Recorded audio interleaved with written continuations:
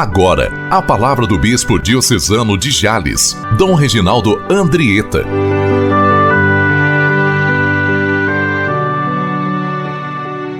Bom dia, irmãos e irmãs.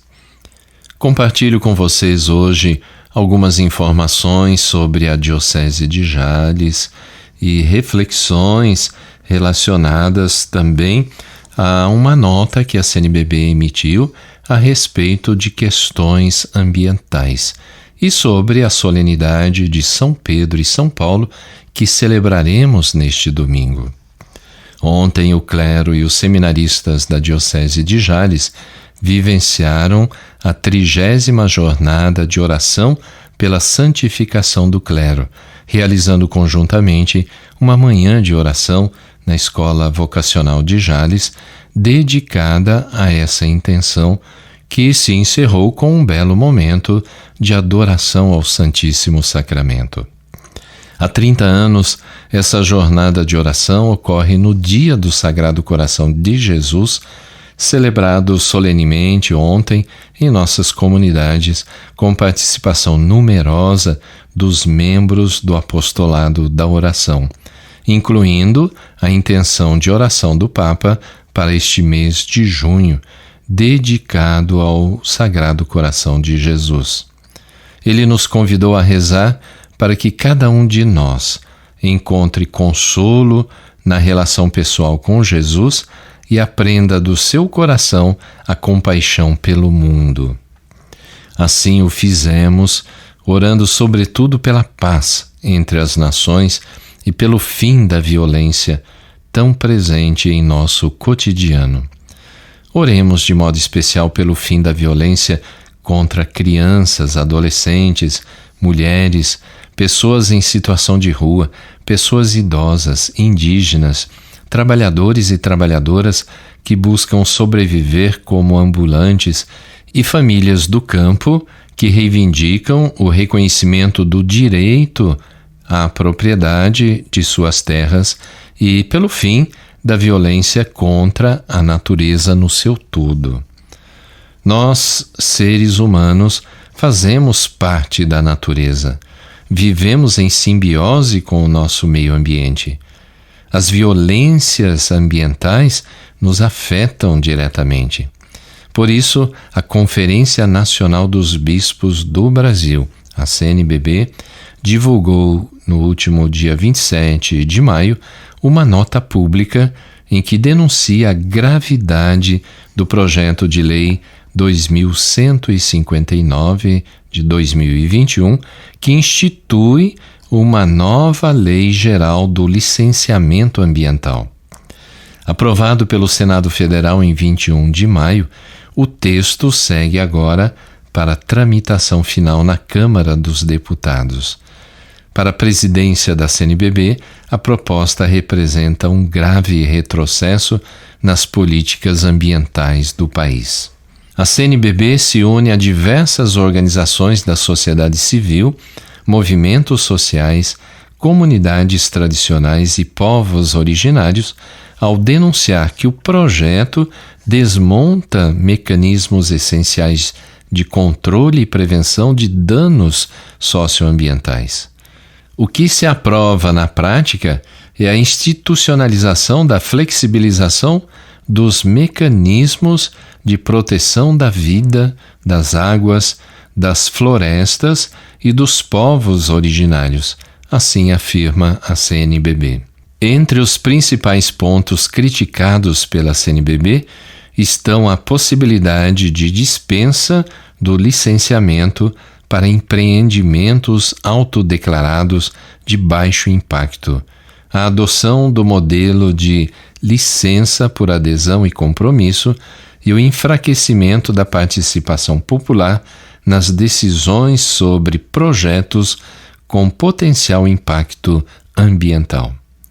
Para a presidência da CNBB, tais medidas podem abrir caminho para a impunidade e favorecer a repetição de tragédias como as de Mariana e Brumadinho, além de acelerar o desmatamento e a degradação dos biomas brasileiros.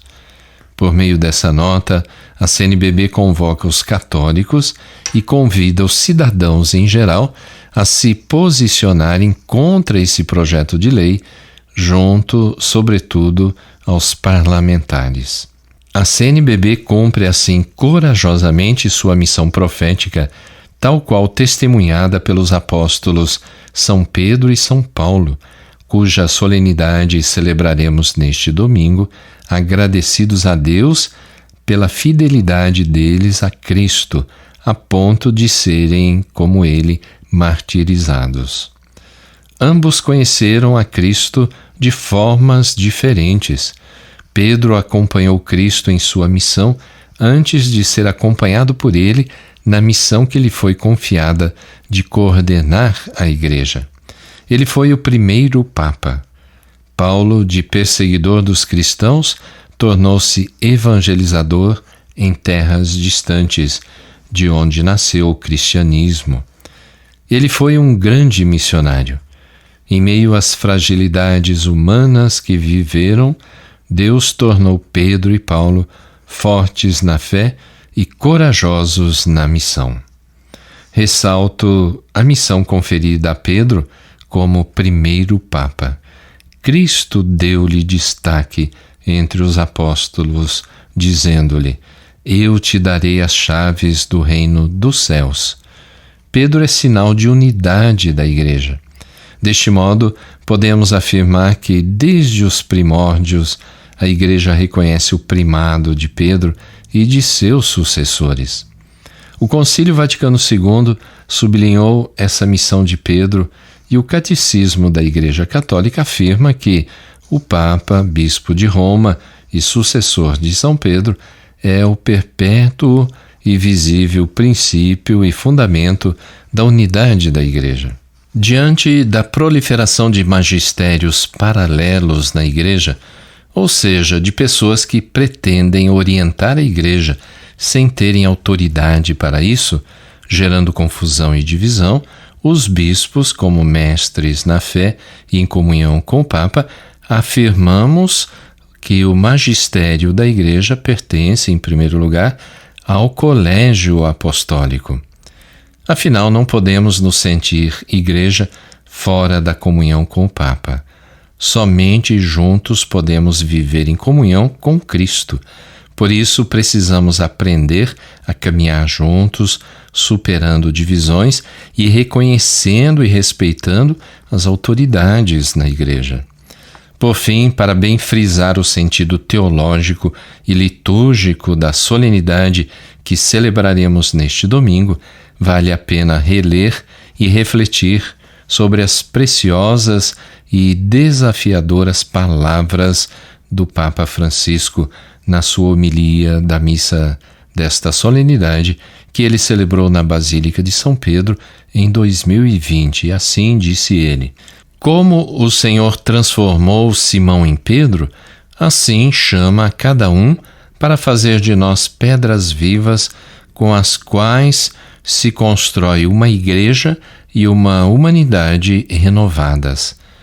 Há sempre quem destrua a unidade e quem apague a profecia, mas o Senhor acredita em nós e pede-te: queres ser construtor de unidade? Queres ser profeta do meu céu na terra? Deixemo-nos, pois, provocar por Jesus e ganhemos a coragem de lhe dizer: sim, quero. Oremos nesta solenidade de modo especial por Dom Antônio Vilar, que foi nomeado arcebispo de São José do Rio Preto e que amanhã receberá do Papa Leão XIV o pálio, que é um manto de lã, símbolo de sua responsabilidade como arcebispo. Que Deus o ilumine como nosso metropolita. Desejo a todos e todas um abençoado final de semana. Bendito seja o nome do Senhor, agora e para sempre. A nossa proteção está no nome do Senhor, que fez o céu e a terra. Abençoe-vos o Deus Todo-Poderoso, Pai e Filho e Espírito Santo. Amém.